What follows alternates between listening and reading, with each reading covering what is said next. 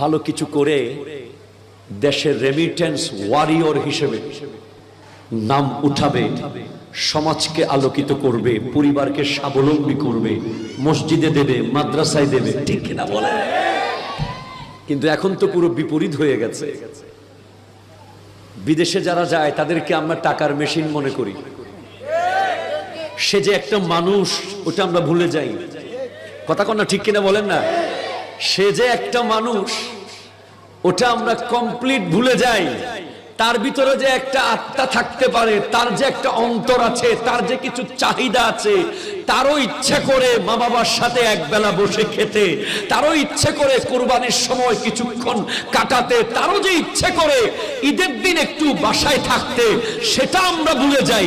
মনে হয় দুবাইতে আমাদের একটা এটিএম বুথ আছে, চাপ দিলেই টাকা, চাপ দিলেই টাকা, চাপ দিলেই টাকা। কথা কোন ঠিক কিনা?